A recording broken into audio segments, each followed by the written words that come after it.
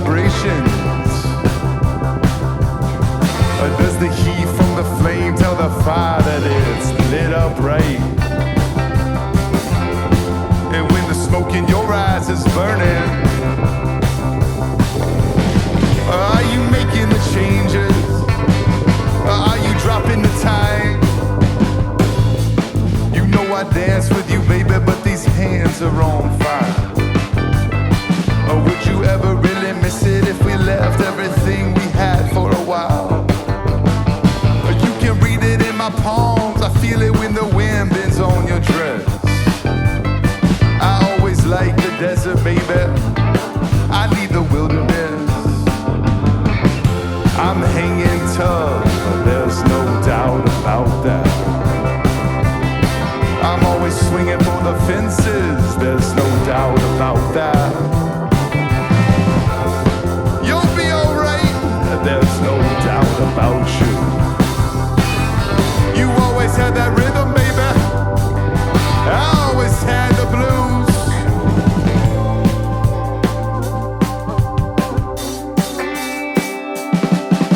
Anything that knocks you out hits you harder than you planned.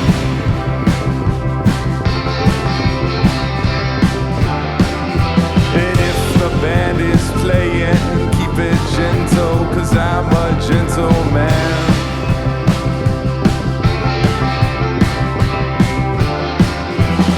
Anything that swings will hit you back if you don't move in time.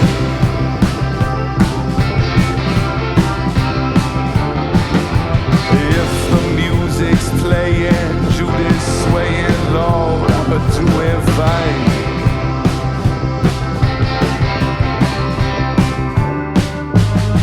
Oh, you say there's nothing wrong with our instincts, my hunch is that ain't true.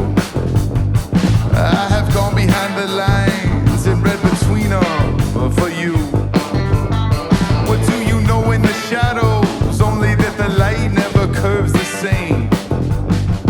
Can you see if it's gold or not? Does it matter if it shines the same? Or when the sea and the sky are welded together without a joint? Or did the Lord walk the beach and think, man, I've made one hell of a point? Do you believe in the faiths? What would you say is on the line? Can the Lord play the changes? Is he grooving in time? I've been getting old since I was very young. I never had the concentration that you need to get relaxed and done. I never cut you loose if you were holding tight. I always had the concentration that you needed if you wanted to get it right. It would be nice to leave before the curtain falls on me. Oh, but I think our contradiction has a flavor of authenticity. And I think this might get better, honey, but just before it gets worse. So if we make it to the top of the form, I'll take another verse. Anything that knocks you out hits you harder than you planned.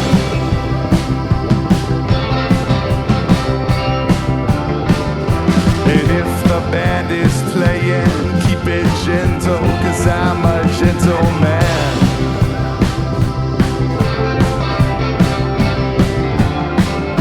Anything that swings will hit you back if you don't move in time.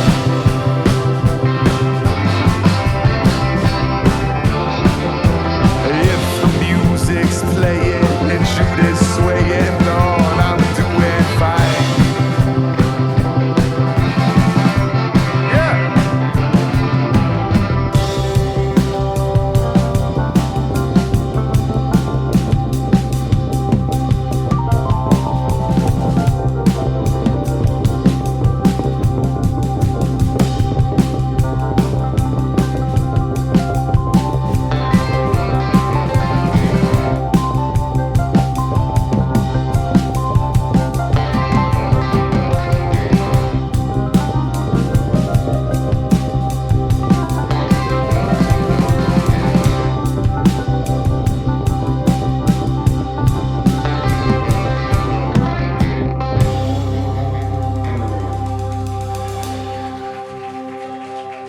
Thank y'all so much.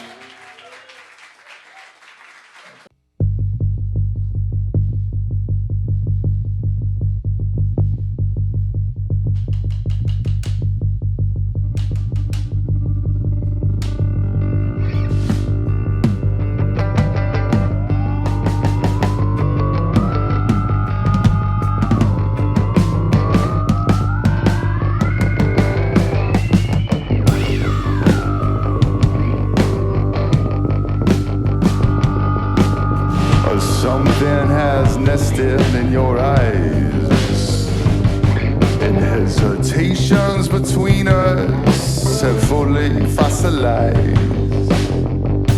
The silence woven in your face, and my struggle to remove it really fill this space that we're in.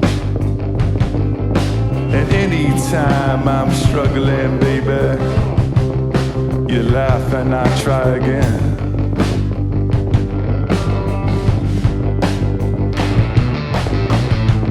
Baby, I'm a soft man, smooth, but I'm easy as cake to crush.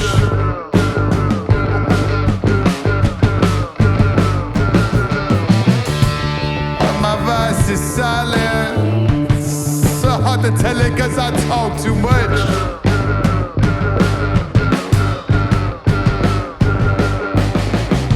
You always moved around me with a perfect kind of ease.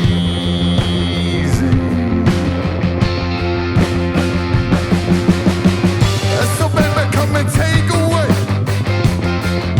whatever it is you need.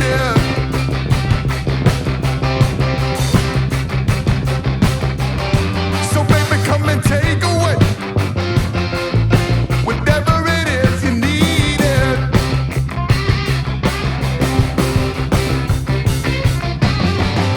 So baby, come and take away whatever it is you need.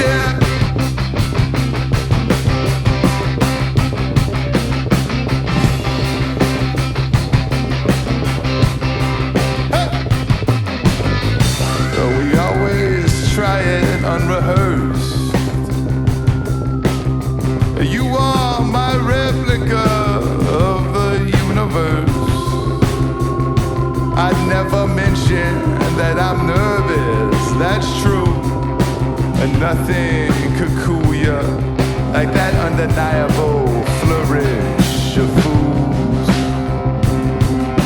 And baby, when you crush me, you crush me with the truth. Nothing will fool you like the undisputable courage of youth.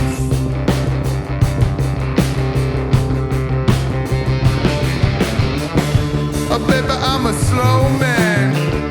If you keep still, then there's nothing to rush.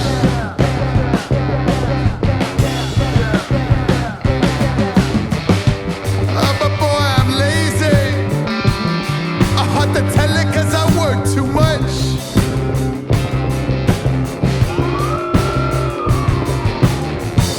You always moved around me with a perfect kind of ease.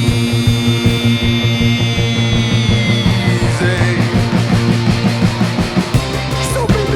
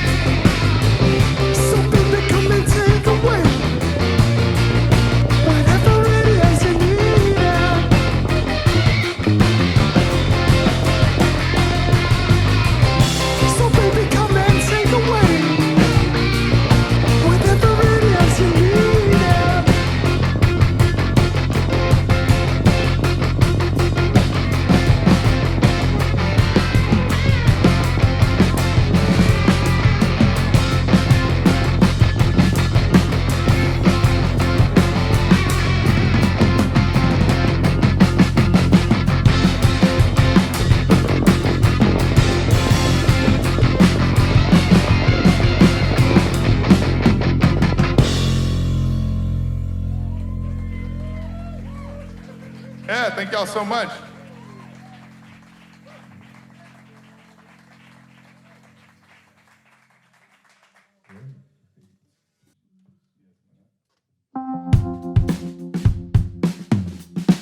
You are my rawest, darkest, and ain't you the sweetest, honey? I'm begging, watch me fall to my knees. You're electric, a flash of light. You're enchanted, a holy sign. You're my crystal, let me hold you tight. You're the sweetest grape on the vine. You got that flawless love and oh, the softest touching, and baby, I need it. My sweetest relief is your affection, the finest kind. Baby, you're my anthem, my chosen rhyme. You're my crystal, let me hold you tight. You're the sweetest grape on the vine. Ruby lips, your shoulders back, your arms, your hands, your fingertips. Romance can be marvelous. Have you ever burned alive with light? This house for all time. I got nothing fine to my name, no party where I'm mingling, no limousine, no submarine, no driver pay for driving me, no swimming pool, infinity. But with you, I have everything. Hey, hey, hey, hey, hey, hey, hey, hey. But with you, I have everything. Hey, hey, hey, hey, hey, hey, hey, hey. But with you, I have everything I want.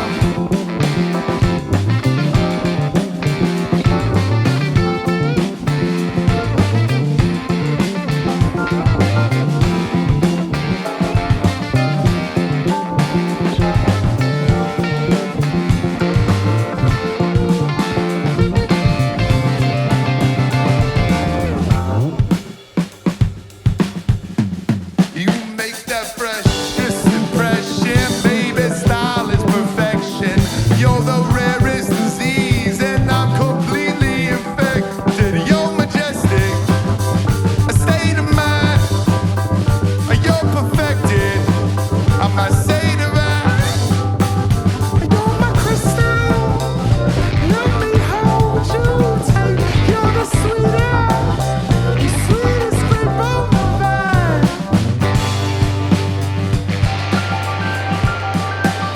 You're electric, a flash of light. You're enchanted, a holy sign. You're my crystal, let me hold you tight. You're the sweetest grape on the vine.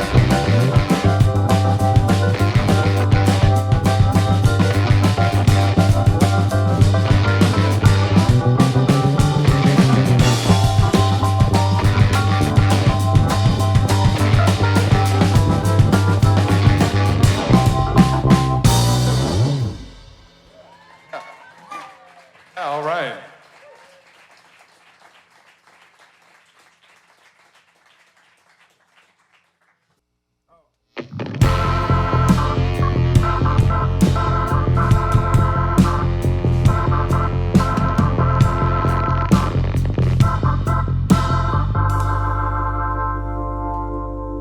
Oh, the trees are hedged in darkness, and the sun is tucked below. A sky who proves its blackness by the grain of my shadow. Dear Judy, do we know the meaning of patience and of love? Can a river know the meaning of patience and of love before it hits the ocean? Oh, Judy, the waiting is ferocious.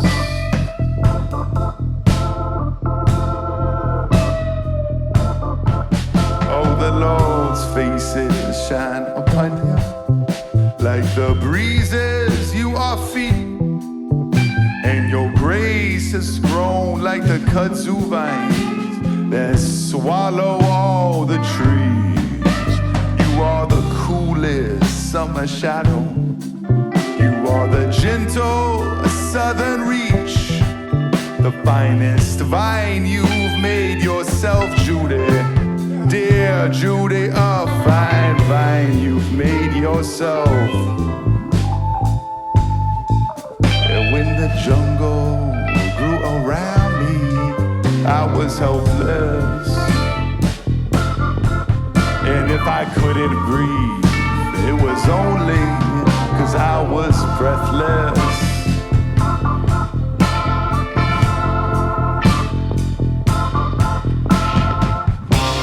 Oh, what I would do to have you here with me.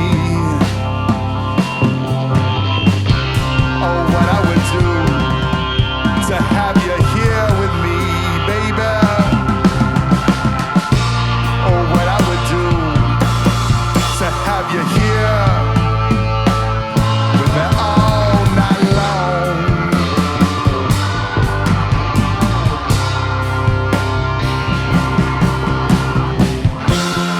Hold me closer, coming home to your baby only time. Tears are supporting when it's time. I'm really made of a flash of light. Hold me closer, coming home to your baby tonight.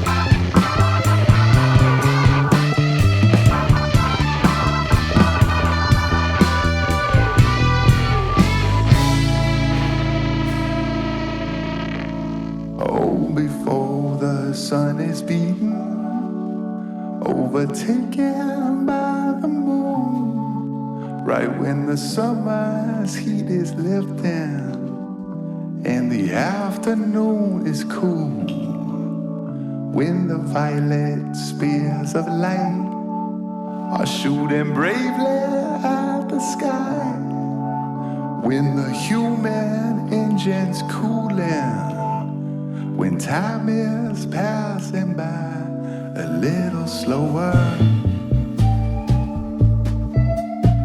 Oh, Judy, the way down is ferocious.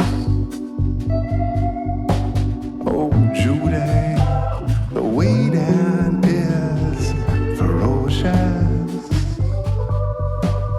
Judy, the way down is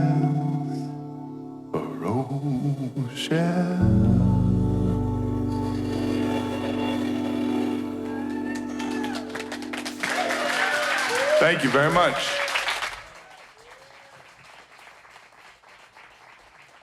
We got one more tune.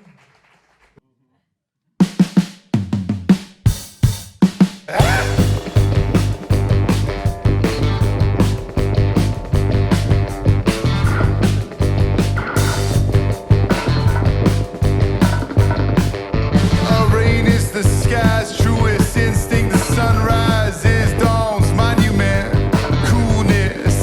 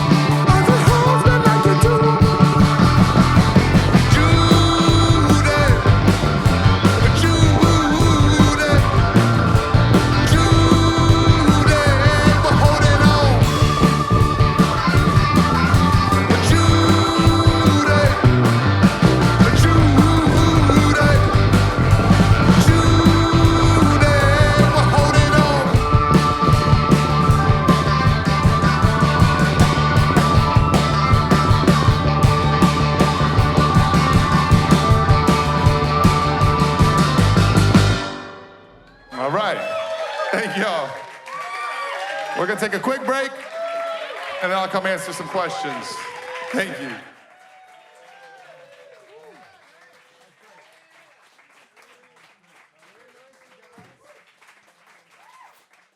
Independent Music Radio, WNRN. I'm Desiré Moses, live from Spacebomb in Richmond. I'm thrilled to be joined by co-founder, musician, band leader, producer Matthew E. White. Matthew, thank you for being here. Yeah, thanks for having me.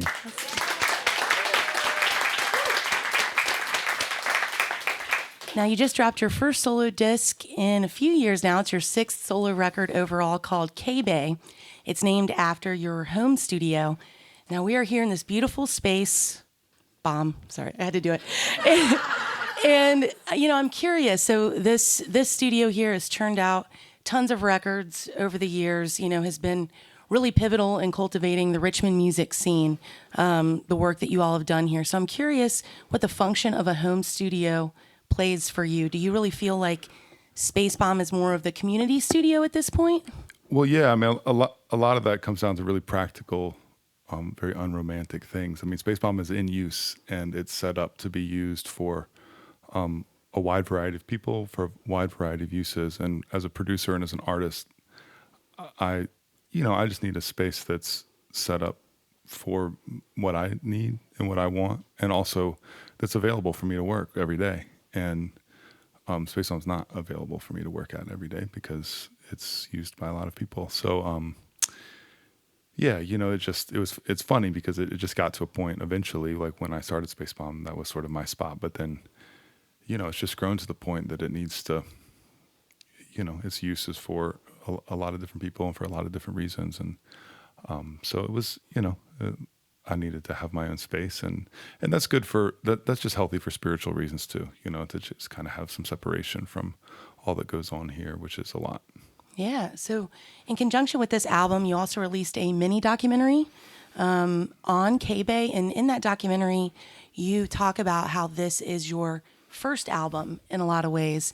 So can you expand on that and tell us what you mean by that? Yeah, I think the easiest way to come at that is that my first two solo records, they each had two narratives, especially the first one. I mean, the first one was about launching Spacebomb and as well as launching my solo career.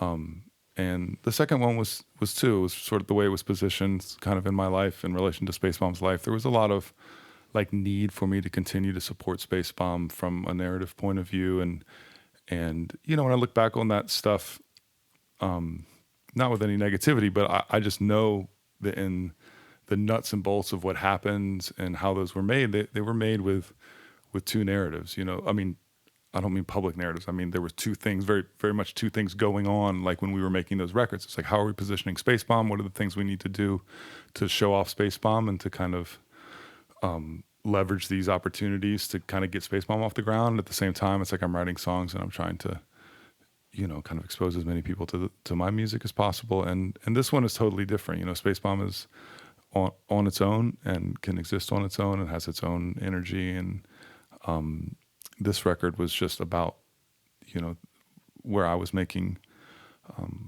a different kind. It was a different kind of decision making that I was able to make in regards to the creative process and just how everything was done. It was just kind of under my umbrella completely, and I wasn't worried about just how it was angled in relation to Spacebomb's story. Yeah, I mean, you wear a lot of different hats. You've gone on record as saying that you view yourself first as a producer and that songwriting doesn't necessarily come easy to you. Do you think that those two roles, do they exist in conflict with each other for you? Or how is it easier to make decisions when you're producing versus when you're songwriting for yourself? I just think I'm a better producer, so it's easier. I mean, it's just something that comes easier to me. And songwriting, the way I made Beginner was so strangely backwards. It was like I wanted to start a label, and I needed an artist for the label. I couldn't find one that would allow us to do all the things that I wanted to do. I wanted to, produce a record, write arrangements for the record, engineer the record, put out the record, like just a really heavy investment in an artist. And I just couldn't find anyone. And so I did it myself, and to make the record, I needed to write songs. So I wrote songs, and to have the songs, I needed to sing them. So I decided to sing. Those were all first. I hadn't written any songs before. I hadn't sung on a record before. So it was all very like reverse engineered because I wanted to produce for a label. And then that record went on to have enough success that and just kind of present opportunities to me, and also just kind of open up, open up myself to like things that maybe I should be doing more of. And so songwriting is just, it's kind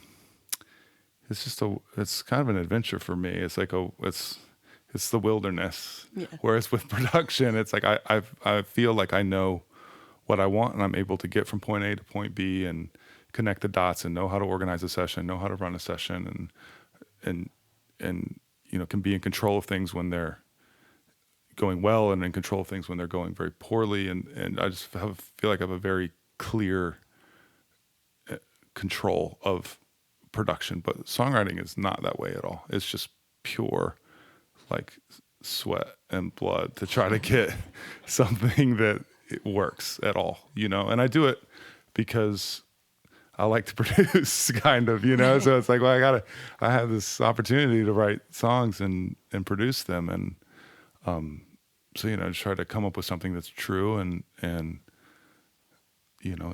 resonates with me to some degree, but it's a different kind of digging for sure. Yeah. I mean, I think it's important to note, here at Spacebomb, it's a studio, there's management, there's publishing, you all do all kinds of things.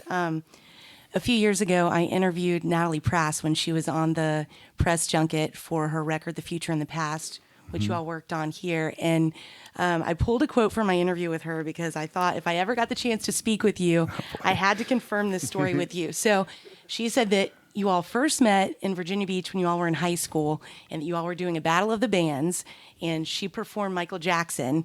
And she said she wasn't sure you all spoke. I have to read this verbatim. She said, "I was in 9th grade. I was wearing fake leather orange-red pants and a Sid Vicious t-shirt and neon green shoes. I don't know if I ever really even talked to Matt, but I distinctly remember being like, look at that hippie. I'm pretty sure he was wearing either a ratty t-shirt or a polo shirt, khaki pants, Birkenstocks, and a puka shell necklace or a hemp necklace." And he says that he wasn't. So were you or were you not wearing the puka shell hemp necklace? That's untrue. That part is untrue. She's misremembering that very small but important detail. She said that he would not fess up to that. So I'm interested in the high school Matthew E. White, who's in the Battle of the Bands, and the Matthew E. White now, looking back on what Spacebomb has accomplished and what you all have accomplished here. When you were doing the Battle of the Bands in high school, did you want to be that songwriter, or did you want to be that producer that you've now become? Well, I didn't really know. I mean, I wasn't. My sort of conception of music, or perception of it, was very instrumental based. So even when I like in that band, I wasn't singing. I was playing guitar, and I just had a very. It's hard. I think production is such a wide job description. It can mean a lot of different things, and I didn't have a super clear idea of what that was. I did have the good, really lucky good fortune of being. I interned a little bit at the studio called Master Sound, which is Pharrell ended up taking over, but he took it over from a family friend named Rob Holsch, who's still an engineer down there. And so I interned with Rob, and when I was like in middle school, and I remember Rob telling me, because I sort of asked him, I was like, what does a producer do? And he's like, well, just tried to explain it to me, and was just like, well, producer kind of is just responsible, which is like really like of the best description. It's like you're just responsible for what happens. Like you can be really hands-on, you cannot be really hands-on. Like some artists need different things, but so I kind of had a loose idea, but there's no real no direct career path to that. It's not like you can go to school. You can more now, but even then, I don't know how successful that is. There's not really a direct career path to production or to most musical gigs, but I just knew that I wanted to get better at it, and that, but I was really drawn to the musicality of it. So I came to VCU for jazz studies and jazz arranging, and that was that's where I was intersecting with it. So I didn't really think about songwriting until I wanted to start Spacebomb, and I needed an artist to write songs. Yeah. I mean, that's really the one. It sounds stupid, but it's true. Yeah. So Well, you've been very vocal about your love for music and the music that you're interested in and sort of the wide array of influences. And right now, if you go to Matthew E. White, I guess MatthewWhite.com, your website, the landing page is this very cool visual where it maps out, all of your musical influences. Well, I won't say all, but some of. Yeah. So you have, Outkast on there, and then you have Marvin Gaye, Jimi Hendrix, then you even have, Tropicalia as a genre. So can you talk about when tackling this album in particular, K-Bay, you've talked about how you recorded 2 different versions of all the songs, essentially. How did all of those influences come together and influence how you recorded this particular album? Well, I think going into this record, I knew that I wanted it to be pretty large in scope, and so a lot of that from the beginning is just sort of thinking about some of the practicalities of like what's your budget and like how many different sessions can you do, how are you going to deal with the orchestra, and like it's really thinking at a really fundamental level of how do people and your ideas and your budget intersect to get to something, and because you got to be able to finish and you can't get stuck somewhere along the way. So I just had, I wanted to do a few different types of sessions, and some were like really small band sessions, some were really large band sessions, some were dealing with the songs directly, some, as you mentioned, were dealing with the songs more abstractly, and same thing for the orchestra. And a lot of it, when I kind of look back on it, I think it's really influenced by just the way like hip hop producers can take a lot of different genres in a lot of different ways and kind of meld them together. And it's, I'm not doing a lot of sampling on this record, but just the idea of like looking at your influences, and there's an equality to all of them. And there's not necessarily that I'm going to be doing this thing or this thing or this thing. It's like they can all kind of work together in a way. And so just build the session out so that you have the opportunity to kind of touch on the different things that you wanted to do, and then it's just getting to the end and Finishing. Yeah, finishing. That's what it's all about. It's about finishing. That's the difference in so much art, is just finishing. Yeah, it's very lush. There's a lot of layers to the record. So talk about the discussions you all had in the room when it was, okay, we're taking this from the studio and we've recorded these 2 different tracks, and then we've blended all of these layers together, and then bringing it live in a session like we're hearing today. It sounded great live, but how do you say, okay, we have all these different layers. These are the through lines we're going to pick out, and this is how we're going to translate it live? Well, I think, the